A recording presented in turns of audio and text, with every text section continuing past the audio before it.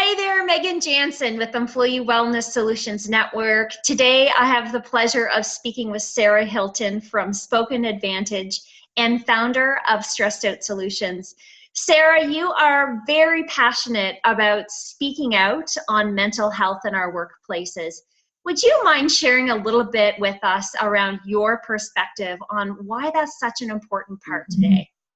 Well, absolutely. I'm excited to talk about the topic as usual. And thank you, Megan and Employee Wellness Solutions Network for having me. First off, it's most important because it's top of mind. Everybody is talking about anxiety and depression and addictions, lots of things going on that we hear about. And where do you spend most of the time? You spend most of your time at work. So it's a great place to start that conversation. Also, if you think about it, the many years I worked at Canadian Mental Health Association, we talked about serious mental illness. Mm-hmm. So people that were really struggling. And if you talk to those people and you really ask their stories always started with, well, I was at work and I had a family and things started breaking down. So work is really a great place to start the conversation. So when it comes to mental health programs at work, let's talk that angle. So we know that there is a need in our industry to keep talking about mental health and mental wellness and mental illness in our workplaces. So why would it be important, say, for an organization to bring on a mental health awareness program as part of maybe an initiative for their employees? For sure. Well, if you think about it this way, think of how many companies' employees do WMIS training or first aid training or orientation training, like when you first start at a job. And then think about how many times you have a chemical spill. Like, do you really use the WMIS training? And yet when we look at mental health and we ask the question, do you have a mental health program or training? Very few people put up their hands. And unfortunately, that's sad because mental health affects everyday stuff. It affects how we show up to work. It affects the kind of work that we do, whether we're high performance or if we make errors or mistakes. And then finally, it's our happiness at work. So it affects all areas, and yet we're still so far from taking action on it. So in terms of some of the challenges that employers may be faced with bringing on, say, a mental health program, like let's just say, the EAP, employee assistance programs, are very popular. And unfortunately, we find them so underutilized. So in terms of bringing the wellness and the prevention of mental health to the forefront, do you see that may help with some of these challenges? I'm really not sure what to do with it. For sure. So it's great. Employers have kind of built a connection with EAP, but that's just one resource. So one of the challenges with mental health programs is, first off, you have to look at your industry. So if you're talking to 18-year-olds, they may not pick up the phone and go see a counselor and sit down and have that one-to-one conversation. They might need something online, some education, some learning online, perhaps even a support group online. So everybody is different. You look at your industry, you look at who your people are. Who are the people that are showing up for work every day? There's cultural aspects. Many cultures don't have that kind of system of we pick up the phone and we get some help that way. Sometimes the mental health programs need to be on site, in your face, right there with you, working alongside with you. So first thing I'd say is look at kind of the gamut of what mental health programs offer, and then pick the one that really fits the needs of your organization or company.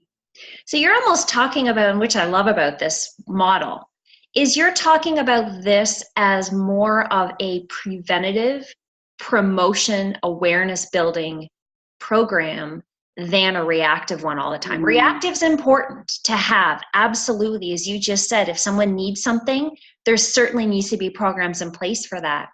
But if we think of mental health as a preventative strategy, I think that just is a completely different game changer when it comes to workplace wellness and including that in the whole, elevation of this profile of employee health and wellness. Mental is such a huge part of that. So we can almost bring light to this from the very beginning.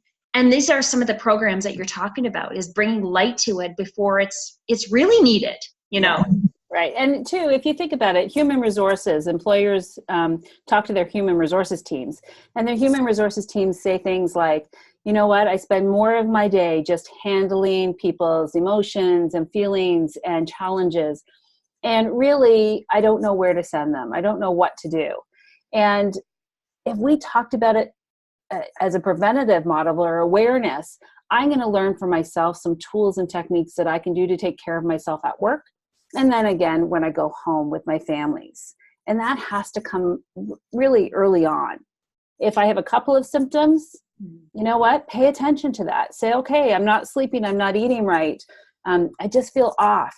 I'm going to talk to someone, rather than waiting until you're in the human resources department saying, okay, so crisis has happened and now I don't know what to do. Sarah, in some of your messaging that you've shared over the years on mental health awareness, one of the things that I have really appreciated is the number system. How's your day today? When we bring this home to our families, and I use it with my kids every day. What's your number today? What's your number today? So can you share that one idea? Because I find that to be so powerful. Wonderful. So, I get excited about it too, because I use it with my family. So if you think about it, you ask people in the morning, hey, how you doing? Good morning. How you doing? And you get the typical responses. Oh, I'm fine. I'm good. Yeah, great. What does that really mean? It gives us no information. It doesn't help us support someone or understand somebody.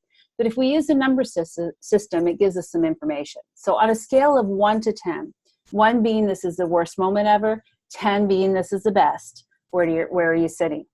And then if you said 3, then I know maybe, you know what, I could be a great coworker and perhaps bring you a coffee later on in the day, or suggest going for a walk at lunch and supporting you that way. If you say you're a 9 or a 10, if I'm struggling that day, I know I might be able to go to you for creativity or innovation or new ideas, because you are probably more focused and concentrating better than I am that day. So it's a great tool that we can use. I always say this one, that my daughters live far away, one in Ireland. And I can write to her and I can say, hey, Jessie, how you doing? And she writes me back a number. If she writes me a 3, I know I'm going to check in with her later and spend some time talking to her. If she's writing back at 8 or a 9, I know chances are I probably won't hear from her. She's out having a great time. I just love that scale, that system of numbers, because it's so easy for people to it's sometimes hard for people to talk about how they're feeling and their moods. And as you said, it's so easy for asking a child, how was school today? Oh, good, I'm fine, it was okay. Yeah. Versus what's your number? And if they tell me they're a 6 or a 7 or an 8, that's not a bad number. If they, as you said, a little bit lower, it's a little more challenging. Sarah, in terms of back to sort of the workplace and talking about some of the maybe success stories that you have seen through some of the awareness training that you've been involved with over the years. Can you share with me maybe just a 1 or 2 of those examples of some of that feedback? I know of one in particular. I love for you to share the story, but just one of those signs on the door where it said, you're not allowed to come in because there's a training happening. So take it from there. Okay.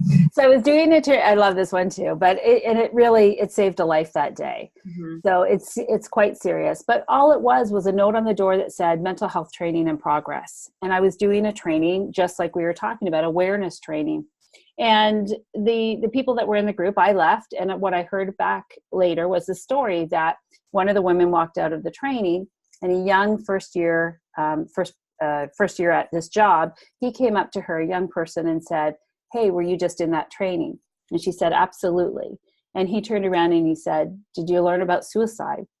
And she said, yeah, I did, a little bit about suicide. And he said, because I think I need some help. My girlfriend's at home and she hasn't been out of bed for a couple of days, and I'm really worried about her. Because of a sign on the door, it changed the conversation and it broke the silence. And I think that speaks volumes to what the workplace can actually do to help their employees and their families and the people that love them. Can I share one more story? Do you have time for one more story, yes, Megan? Of course. That is really, really important. It's just the signage and the on-site kind of work.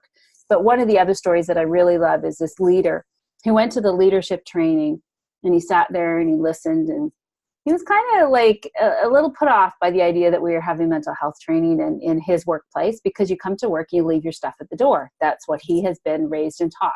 Mm-hmm. And then after the training, he said, "Hey, Sarah, thanks so much, because I think you were talking to me. I forgot that I was supposed to be here for my employees and learning about what might be going on for them. And I learned a lot about myself. Could I come back and hear the training now with a different set of eyes?" And I think it speaks volumes to the fact that even the most challenging kind of philosophies that we have around mental health, we are getting through those doors and we are breaking it. And the first step is to build a program into your workplace. Excellent. I love that. And I think that's a really great way to sum up our discussion today. I could talk to you for hours about this topic.